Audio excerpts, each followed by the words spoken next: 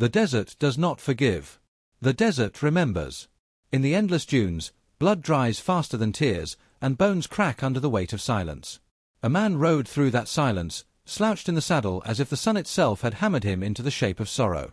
His name was Elias Kane, though most who once feared him believed him dead. He had vanished years ago, carrying nothing but whiskey and grief. Now, for reasons even he could not fully name, the desert had called him back.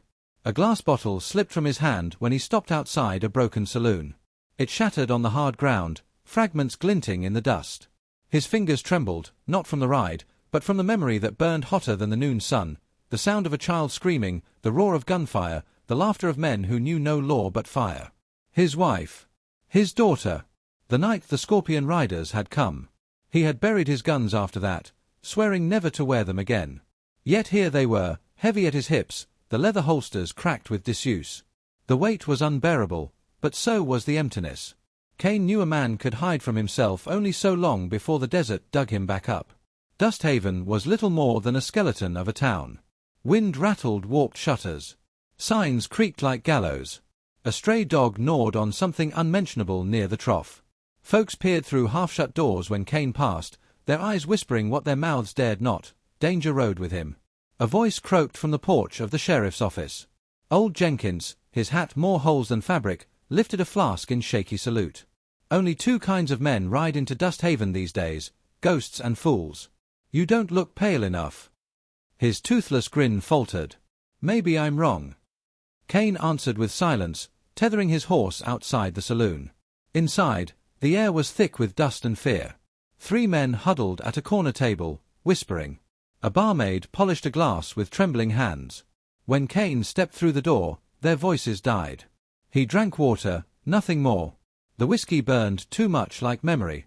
That was when he saw the boy, no older than 10, barefoot, face streaked with dust, slipping past the saloon doors in a hurry. A shadow followed him. The rider had dust-caked boots, a scorpion stitched into his vest, and eyes black as a rattlesnake's. Kane's stomach tightened. His hand drifted toward his side, though he prayed he was mistaken.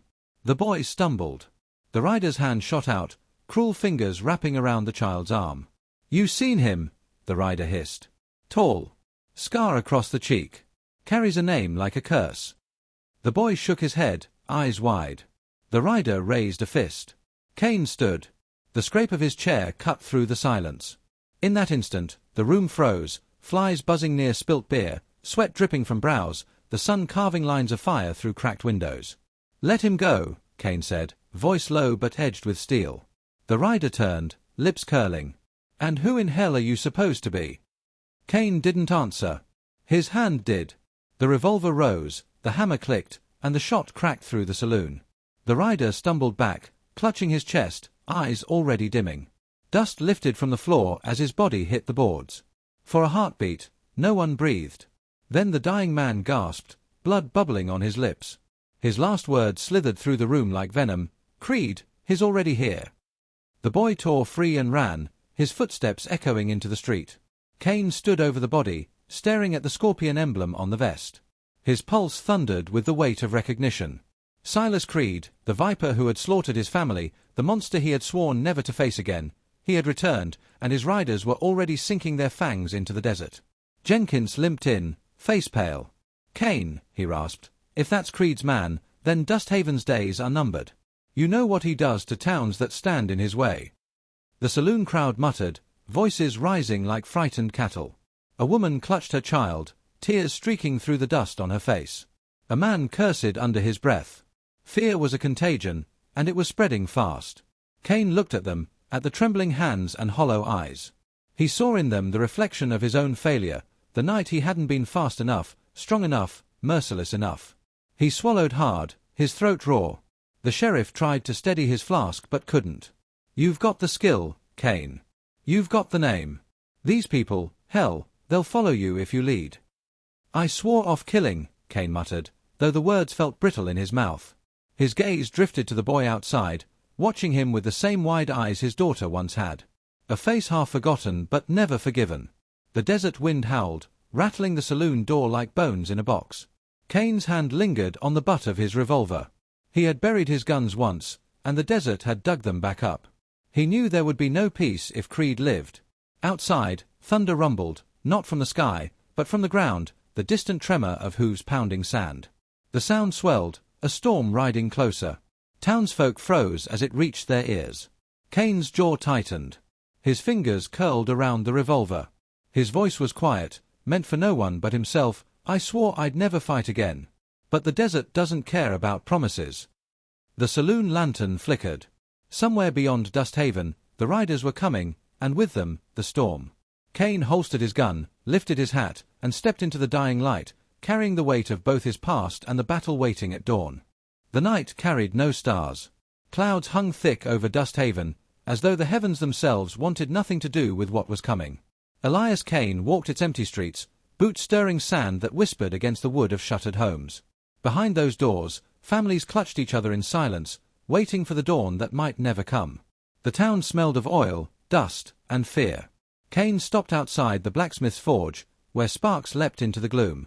The smith hammered iron with desperate rhythm, shaping crude blades and reinforcing doors with hinges that would not last long against fire.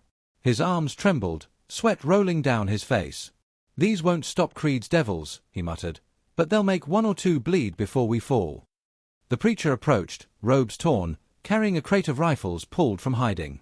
He set them on the anvil, laid a hand across the steel, and whispered a prayer not even he seemed to believe. Kane watched him, his chest heavy. Once, he had believed prayers might shield the innocent. That faith had died in a house of flames. A child darted past, the same boy from the saloon, carrying buckets of water to line the rooftops. He tripped, spilling half across his boots, then looked at Kane with wide eyes. Kane crouched, steadying him. "Easy," he said, voice softer than he knew he still possessed. "You'll get another bucket. You'll keep trying." The boy nodded, small hand shaking, then ran off into the night. Kane straightened, breath sharp.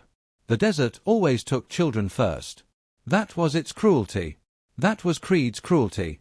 He turned to the blacksmith. "Enough iron," he said. "We need fire. Barrels of pitch. Line the street. If Creed rides through, we'll burn him from the saddle." By dawn, Dusthaven had become a fortress stitched together with desperation. Barrels of oil waited like silent guardians. Boards covered windows, and rifles pointed from holes carved into walls. The townsfolk stood ready, a handful of souls against an army, yet none ran. Perhaps they trusted Kane. More likely, they had nowhere else to go. Silence settled thick as the horizon began to glow red with morning. Then came the thunder. Hooves drummed across the desert, growing louder, faster, until the ground itself seemed to tremble. Dust plumes rose, dark against the dawn. The Scorpion riders emerged like a storm front, faces painted, rifles gleaming, torches already burning. At their head rode Silas Creed, broad-shouldered, scarred, his grin sharp enough to cut. "Dusthaven," he bellowed, voice rolling across the plain. "Your time is done. Give me your town, and I'll let you keep your bones. Resist, and I'll grind you into the sand." No one answered. The blacksmith raised his rifle, jaw clenched tight. The preacher clutched a cross in one hand, a pistol in the other. The boy crouched behind Kane, teeth chattering, waiting for the first shot. Kane's voice carried calm through the fear. "Wait for it." The riders galloped closer, faces wild, rifles lifting. "Wait." The first bullet cracked, striking a barrel. Pitch burst into flame, leaping skyward. "Now!" The street erupted. Fire rolled across sand and wood, engulfing riders before they could break their charge. Horses screamed, throwing men into the blaze. Shots split the air, tearing through the chaos. Kane moved like a man carved from stone, revolver blazing, each bullet finding its mark. He dove behind a trough, rolled, fired again. "Reload," he shouted to the blacksmith, who fumbled cartridges with shaking hands. A rider leapt from his horse, swinging a blade. Kane met him with a shot to the chest, then another to the head. The man crumpled in dust.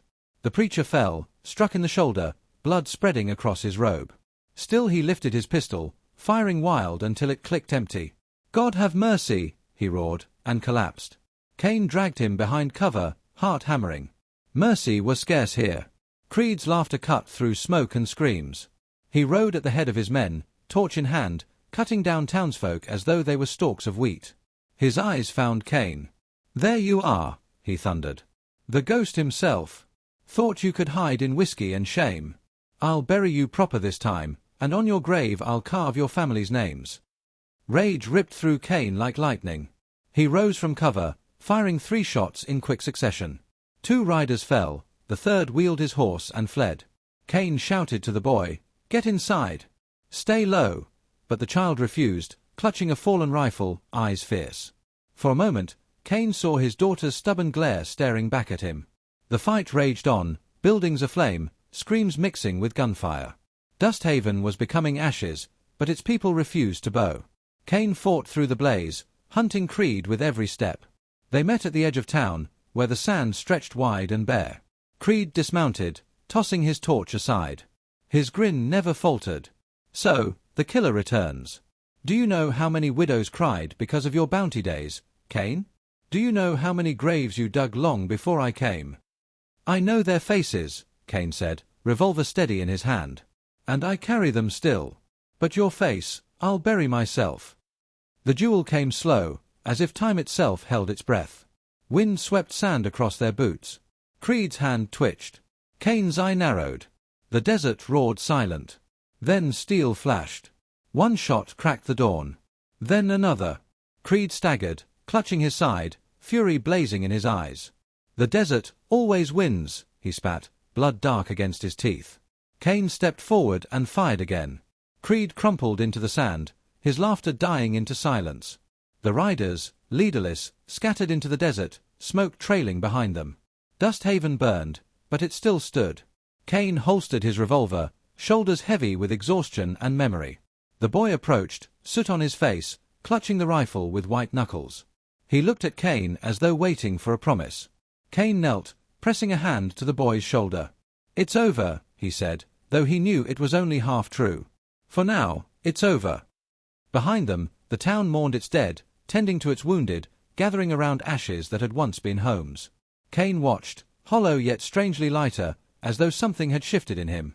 He had not fought for gold, nor glory, but because the desert demanded it, and because a child's eyes reminded him that not all things were meant to be buried. When the sun climbed higher, painting the horizon in fire, Kane saddled his horse. Dusthaven would rebuild, with or without him. He rode to the edge of town, pausing once to glance back at the smoke curling into the sky. He spoke softly, words carried by the wind. "No graves today." Then he urged the horse forward, vanishing into the endless desert, a man broken, scarred, but still breathing. The desert had claimed his past. It would not claim his tomorrow.